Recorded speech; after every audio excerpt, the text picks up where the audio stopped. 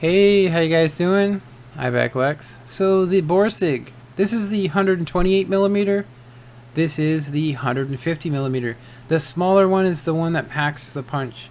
I'm gonna go ahead and say that I actually like the first one better. The first upgrade that you get when you get your motor, that's the one I got. I'm gonna go ahead and say that I for fun though, if you want to do lots of damage with each shot. The problem that you run into is that you get two different choices here, and they really do kind of do this a lot in the game, which is basically you get your first upgrade, which basically just gives you track and it makes you a little faster, and then you get your final two upgrades, which is they give you the choice between 128 millimeter or 150. Now the 150, the problem with it is that it doesn't have that much pin, but its splash damage is horrendous. I'm going to say that you'll see that I have four high explosive shells. I was using that and hitting the turrets of tier 10s and tier 9s, and I was doing 400 damage with it. So even tier 10s aren't safe from this tier 8 beast. So the problem that you run into is that with the 150 millimeter, which is the one I'm using right now, let's just see what happens here. Now this is an encounter. And basically what I'm going to do is prevent them from being able to take this shortcut. Everybody wants to take it, especially lights and mediums. And you're going to see here that I did almost 960 damage to him. And he's done. There's nothing. His game's over. If I had a couple more perks, you'd probably be able to see that. And of course we get another candidate for this. And it's weird, he kind of disappears. I don't know why. I'm like, what the heck could have fell in front of him? So I try to skip a shot and I end up hitting that T95 back there, which is kind of scary. But yeah, while we're watching the gameplay, this is a really quick game. This is a team effort. I got two people on the team using tank destroyers. They're up on the right hand side, causing trouble. And of course I'm just guarding the cap. And you can see there's a light tank spotting me. And you'll see that all I gotta do is just back up, let him detect me. And I want artillery to think that I'm there, and then I get right up on the rock and I disappear. Seriously, as soon as my camouflage net goes up, boom, I disappear. It's really super super tank. 400 meters of view. It's got high camouflage rating, which I don't think I even seen anything that has that at tier 8. So the problem between the 150 millimeter is that it only has 215 pins.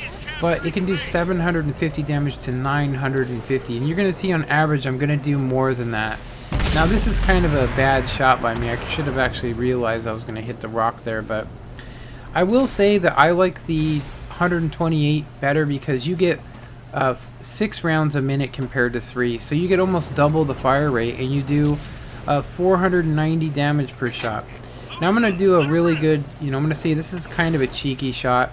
I'm going to say normally this would take me 2 or 3 shots to land that, and that was just a lucky shot, because it's such a big round it has to go up and down to hit it.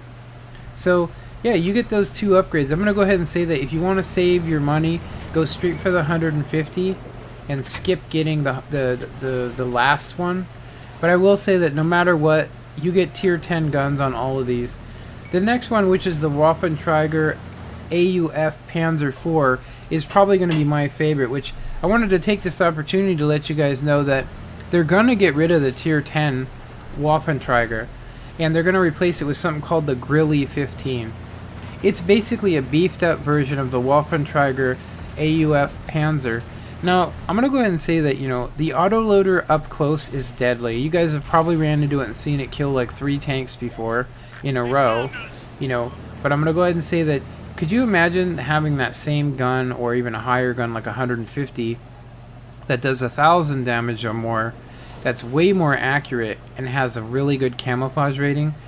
That's basically what they're going to replace it with. They're basically going to make the tier 10 version of this a Borsig, type tank. So high camouflage rating, and super, just enormous gun. I'm going to say it's probably going to be like a 160 or even higher. If you guys want to check it out, you can look it up on the PC, and it's actually there. So yeah, the one they're going to be replacing is, it's why I wanted to get it now, because I kind of wanted to mess around with the autoloader.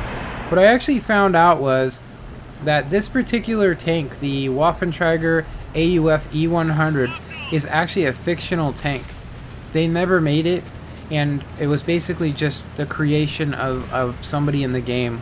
And they never had the autoloader on this. Germany never messed with that. They really didn't have the resources towards the end, and a lot of the tanks that we play with anyway were on paper. For instance, the E100 was a prototype that was made, but nobody ever really used it or looked at it. The what is it? The Mouse factory, before they could ever make them in any number more than one, they made 2 of them. It was actually destroyed, the factory. So, you know, this is something that was literally fictional on paper.